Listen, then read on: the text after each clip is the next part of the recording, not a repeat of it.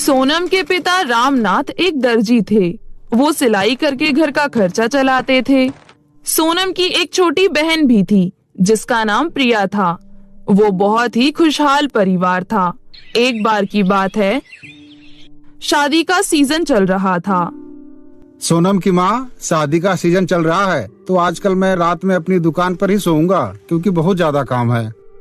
अजी, आप हमारे लिए इतनी मेहनत करते हैं, सारी रात जाकर लोगों के कपड़े सिलते हैं, आखिर इतनी मेहनत करने की क्या जरूरत है? सोनम की माँ, ये तो मेरा फर्ज है। आखिर दोनों बेटियों की शादी के लिए पैसे इकट्ठा करना है, तभी तो हमारा कल अच्छा होगा। अच्छा, मैं चलता हूँ। इतना बोलकर सोनम के पिता रामनाथ दुकान पर चले गए। वो देर रात तक कपड़े सिलते और थोड़ी देर सो जाते। ऐसे ही दिन बीत रहे थे। एक दिन रामनाथ घर से खाना खाकर दुकान के लिए निकला, लेकिन किसी को क्या पता था कि अब वो कभी लौट कर नहीं आएगा। वो रात काली और तूफानी थी। देर रात तक रामनाथ सिलाई कर रहा था, लेकिन बार बार बिजली कड़कने की आवाज उसे बेचैन कर रही थी। वो देर रात तक काम कर रहा था और फिर सुबह होते होते उसकी आंख लग गई और वो वहीं सो गया। तभी तेज हवा की वजह से मंदिर में जल रहा दिया उसके कपड़ों पर गिर गया। फिर धीरे धीरे उसकी दुकान आग की लपटों में झुलस कर रह गई। रामनाथ बहुत ही ज्यादा थका हुआ था। उसे कुछ भी पता नहीं चला। जब आग की लपटें उसके पास पहुंची, तब गर्माहट से उसकी नींद खुली, लेकिन तब तक बहुत देर हो चुकी थी। वे आग से पूरा जल चुका था और अंत में उसने अपनी सांसें तोड़ दी। दिन में जब रामनाथ के घर वालों को इस बात का पता चला, तो मानो उसके ऊपर दुखों का पहाड़ टूट गया हो। काका, ये आप क्या कह रहे हैं? ऐसा नहीं हो सकता। माँ, पिताजी हमें छोड़कर नहीं जा सकते। सोनम की माँ ने जब ये सब सुना तो वो वहीं पर बेहोश हो गई। माँ, उठो माँ, पिताजी सदा हमारे साथ हैं, हमारे दिल में है वो, हमें छोड़कर नहीं जा सकते। पर उसकी माँ को होश नहीं आता है। सोनम गांव के ही एक डॉक्टर को बुला कर लाती है।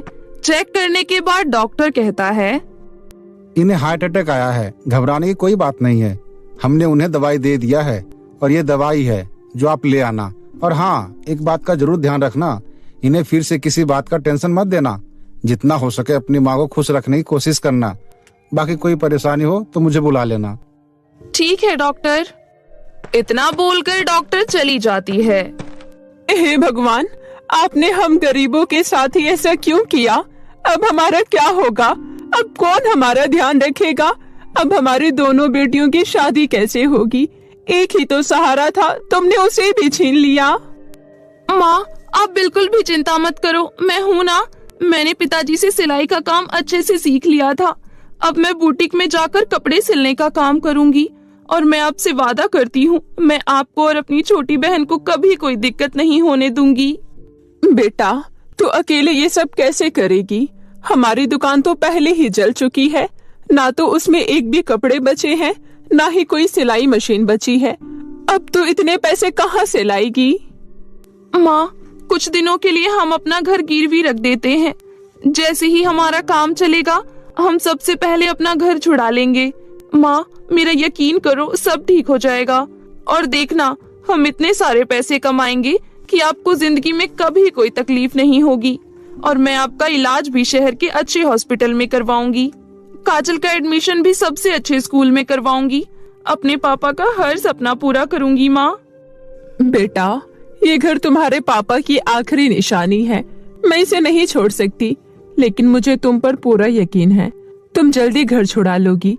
ये लो घर के कागज। सोनम घर के कागज लेकर सेठ के यहाँ जाकर घर को गिरवी रखाती है और दोबारा से अपना बुटीक स्टार्ट करती है। सोनम को बहुत सुंदर सुंदर लहंगे सिलने आते थे। वहीं उसकी दुकान के सामने एक बहुत बड़ा बुटीक था, जो कि रामनाथ के बुटीक बंद होने के बाद से चलने लगा था। जब बुटीक की मालकिन गायत्री को पता चला, वो टेंशन में आ गई। अगर सोनम ने अपना कारोबार फिर से शुरू करा तो मेरा धंधा फिर बंद हो जाएगा। मुझे किसी तरह से उसे यहाँ दुकान खोलने से रोकना होगा।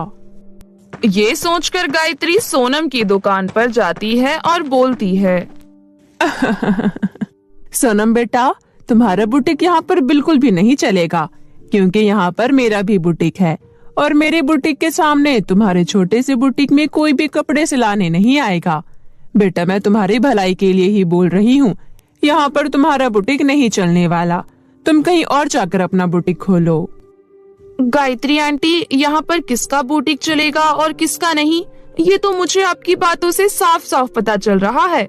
वैसे मेरी फिक्र करने के लिए शुक्रिया, पर आप जाकर अपने काम और अपने लोगों पर ध्यान दीजिए। आपको मुझसे डर क्यों लग रहा है? अगर आप अच्छे कपड़े सिलती हैं और आप ईमानदारी से काम करती हैं, तो लोग आप ही के पास कपड़े सिलाने आएंगे ना। आपको इस तरह मुझसे डरने की कोई जरूरत नहीं है। और वैसे भी ये मेरे पापा की दुकान है, मैं यहाँ से कहीं नहीं जाऊंगी। आज मेरे बुटीक का पहला दिन है, मुझे बहुत सारे काम हैं। प्लीज आप यहाँ से जाइए, आपके कस्टमर आपका इंतजार कर रहे हैं। सोनम का ऐसा जवाब सुनकर गायत्री को बहुत ज्यादा गुस्सा आता है और वो मन में सोचती है, ये सोनम की बच्ची अपने आप को समझती क्या है?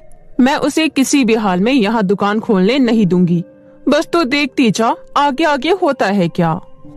ऐसा बोलकर गायत्री वहाँ से चली जाती है और वो सोनम की बुटीक पर नजर रखने लगती है।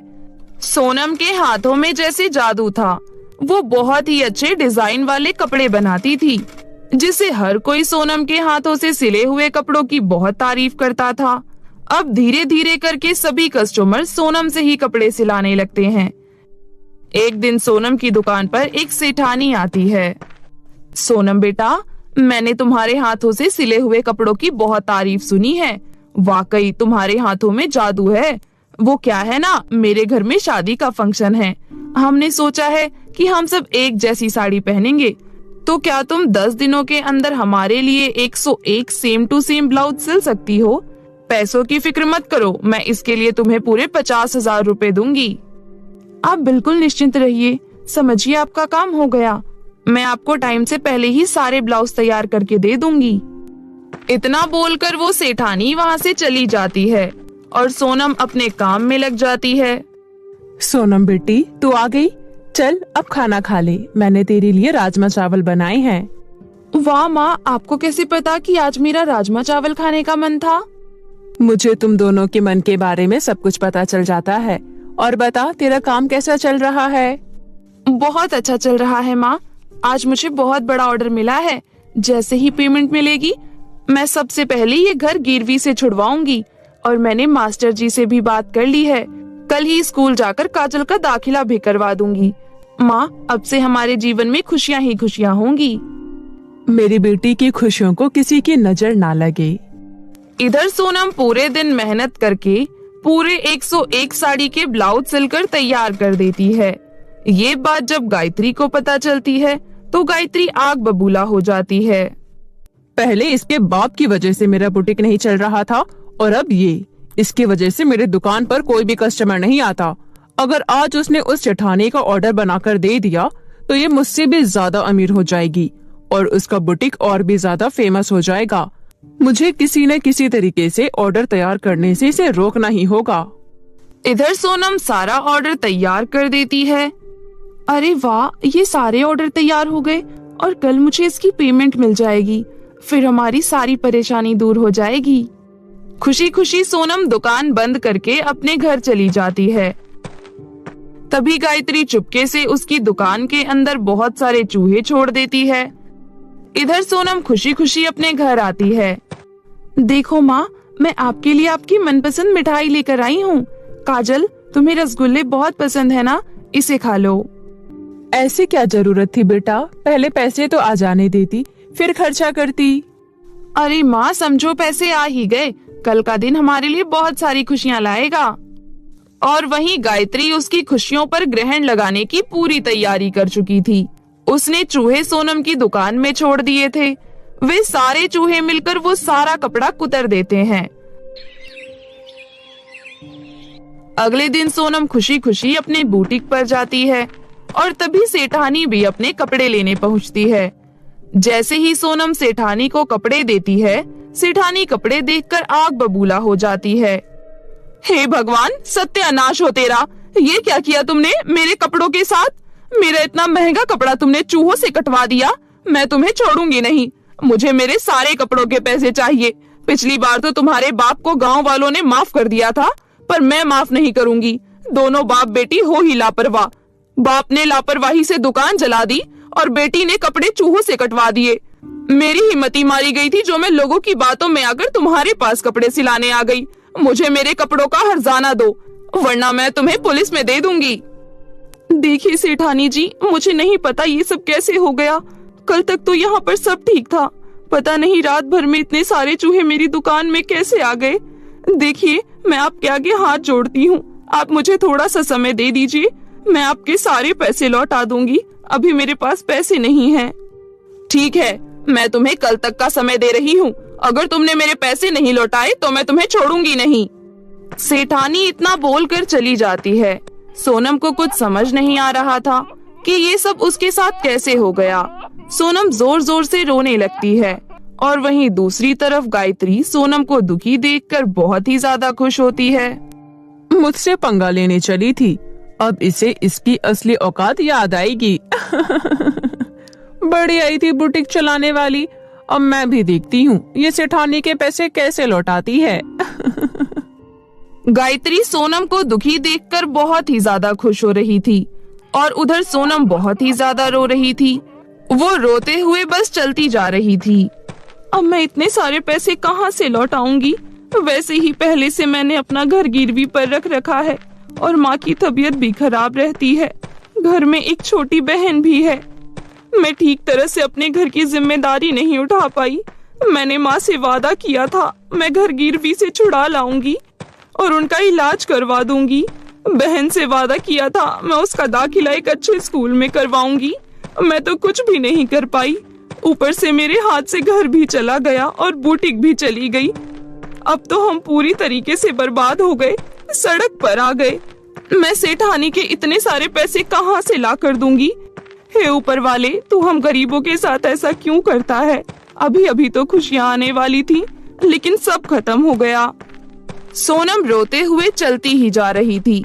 तब उसे वहाँ 3 साड़ियों का घर दिखाई देता है।